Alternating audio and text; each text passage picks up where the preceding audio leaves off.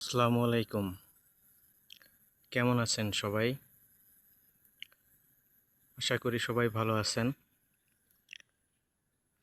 আলহামদুলিল্লাহ, আমিও অনেক ভালো আছি। আজকে ছুটির দিন ছিল, সারাদিন বাসায় ছিলাম, ঘুমাই কাটাইছি। সন্ধ্যার পরে বের হয়ে ঘুরে আসলাম। এখন বিদ্যুৎ নাই, তাই বাসার ছাদে আসছি। অন্ধকার তো, তাই আমার হাঁটা চলা মুভমেন্ট বা আশেপাশের পরিবেশ বোঝা যাচ্ছে না। হয়তো আমার পরিচিতর মধ্যে যদি কেউ এই ভিডিওটা কোনো প্ল্যাটফর্মে দেখেন, তাইলে হয়তো জানবেন আমি কোথায় আছি। এছাড়া আসলে আমি পাবলিকই এখন বর্তমানে লোকেশনটা জানাতে চাচ্ছি না।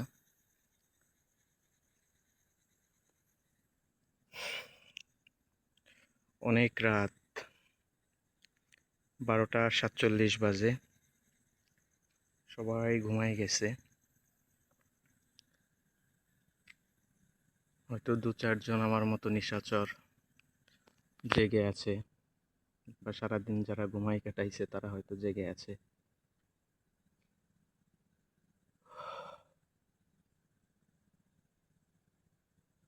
খুব খারাপ লাগে। আজকে 2 মাস 2 দিন পূর্ণ হলো আমি বাড়িতে যাই না, আমার মাকে দেখি না, শিমুলকে দেখি না, মইনকে দেখি না, নিতুকে দেখি না। বাসা চেঞ্জ করছি 1 মাসের বেশি, এই বাসার ছাদে তেমন একটা আসাও হয় না।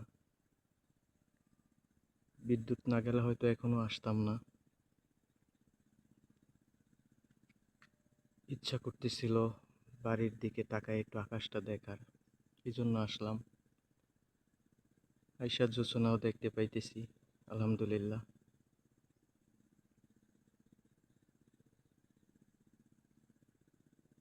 অনেক মিস করি শিমুল রে। কেন যেন মনটা অনেক বেশি ছটফট করে শিমুলের জন্য। আল্লাহর কাছে সবসময় প্রার্থনা করি, আল্লাহ আমার ভাইটাকে সুস্থ করে দেখ, স্বাভাবিক জীবনযাপন করার তৌফিক দান করুক। আবার আমরা সে আগের মতো হয়ে যাই। মনে প্রাণে সবসময় এই জিনিসটাই চাই।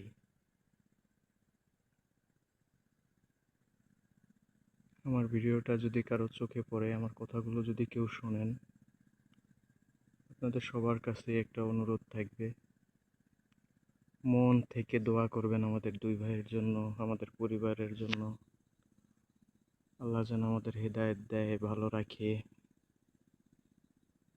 সুস্থ রাখে, সঠিক পৌঁছ বোঝার বুদ্ধি দান করে।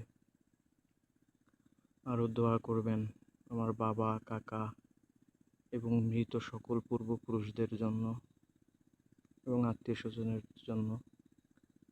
আল্লাহ যেন তাদের কবরের আযাব মাফ করে তাদের কবরকে বেহেশতের বাগিচা বানায় দেয়।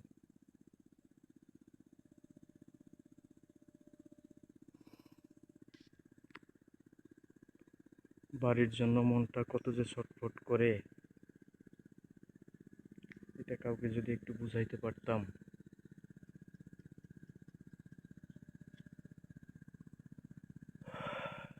কিন্তু কাউকে বুঝাইতে পারি না। অনেক শক্ত করে মনটাকে, এরপরে আমি থাকি। আমাকে থাকতে হবে, আমাকে পারতে হবে ইনশাআল্লাহ। পরিবর্তন কখনো নিজে না চাইলে, নিজে চেষ্টা করে না করলে পরিবর্তন কখনো হওয়া সম্ভব না। কালকে থেকে শুরু করব, আজকেই শেষ তা না। এই মুহূর্তে থেকে শুরু করলাম, এই মুহূর্তে থেকেই শেষ, এরকমই হওয়া উচিত কমিটমেন্ট।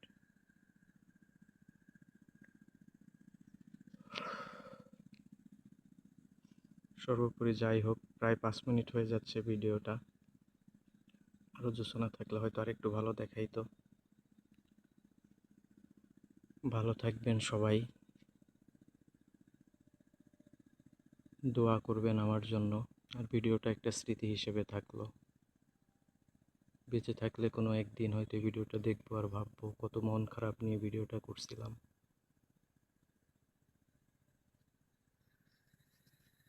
আল্লাহ হাফেজ।